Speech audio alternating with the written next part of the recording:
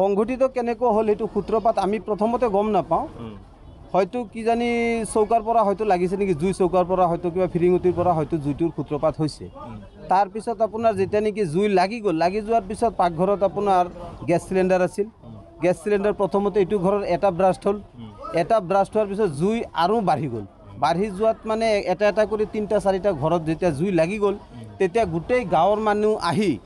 দলে বলে বহুত কষ্ট কৰিছে ৰাইজৰ এনেকুৱা সকাহ পাইছোঁ আমি মানে ৰাইজৰ সকাহত প্ৰায় আধাখিনি জুই আমি নমুৱাব পাৰিলোঁ হয় সেইখিনি সময়তে মানে ধন্যবাদ দিছোঁ আমাৰ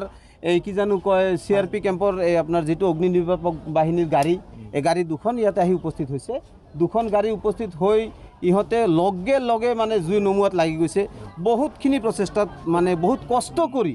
তাৰ মানুহ এনেকুৱা ক্ষতি হোৱা নাই যদিও পশুধন কিছু ক্ষতি হৈছে যেনেকুৱা খা সম্পত্তি অলংকাৰ টকা পইচা এইবিলাক বহুত জ্বলিছে এনেকুৱা ধৰক আপুনি দুটা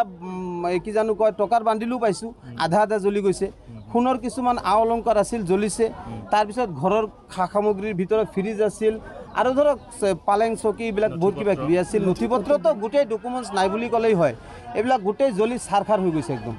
তাৰপিছত যেতিয়া নেকি জুই নিৰ্বাপক বাহিনী অহাৰ পিছত মানে জুইটো নুমাবলৈ ইহঁতে সক্ষম হৈছে